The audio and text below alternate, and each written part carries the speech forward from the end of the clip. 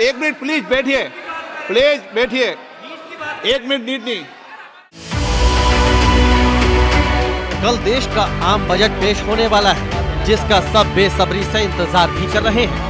लेकिन बजट से ठीक पहले विपक्ष के तेवरों से साफ है कि सरकार के लिए ये बिल्कुल भी आसान नहीं होने वाला। किसी और का रिकॉर्ड बनाए न बनाए, लेकिन पेपर लीक का रिकॉर्ड जरूरी है सरकार बनाए। सत्र की शुरुआत से पहले प्रधानमंत्री नरेंद्र मोदी ने विपक्ष को जमकर सुनाया। आरोप लगाया कि 2.5 घंटे तक विपक्ष ने उनकी आवाज को दबाए रखा। 140 करोड़ देशवासियों ने बहुमत के साथ जिस सरकार को सेवा करने का हुक्म किया है देशवासियों ने, उसकी आवाज को कुचलने का और लोकतांत्रिक प्रयास हुआ। 2.5 घंटे तक देश के प्रधानमंत्री का गला घोंटने का, उनकी आवाज को रोकने का, उनकी आवाज को दबाने का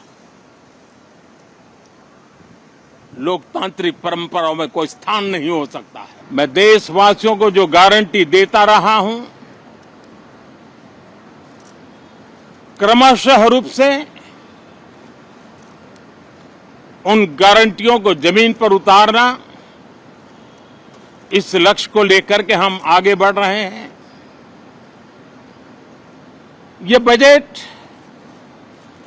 अमृत काल का एक महत्वपूर्ण बजट है। उम्मीद जताई जा रही थी कि राहुल प्रधानमंत्री नरेंद्र मोदी के आरोपों का संसद में जवाब देंगे, लेकिन राहुल ने सरकार की दुखती रग पर हाथ रखते हुए एक बार नीट के मुद्दे पर सवाल किया और पूछा, सिस्टम को ठीक करने के लिए ये सरकार क्या कर रही है। लगे हाथों अखिलेश ने भी शिक्षा मंत्री पर तंज कसते हुए कहा कि जब तक ये मंत्री रहेंगे छात्रों को न्याय नहीं मिल सकता। There are millions of students in this country who are extremely concerned at what is going on. The Indian examination system is a fraud. What exactly are you doing to fix this issue at a systemic level?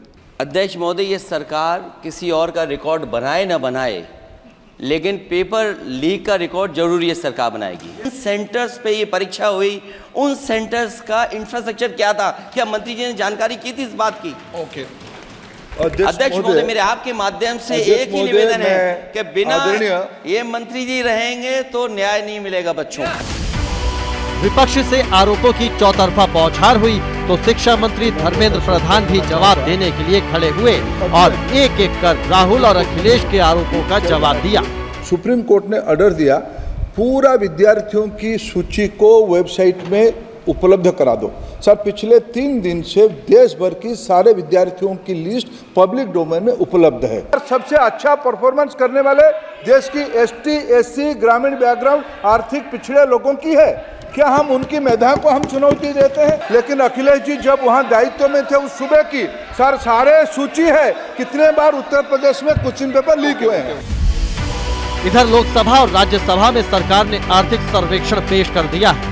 आर्थिक सर्वे में GDP 6.5 से 7% रहने का अनुमान जताया गया है। सरकार का दावा है कि बेरोजगारी और महंगाई दर लगातार घट रही है। आर्थिक सर्वे में ये भी दावा किया जा रहा है कि इस बार भारत की ग्रोथ और देशों के मुकाबले काफी अच्छी होने जा रही है।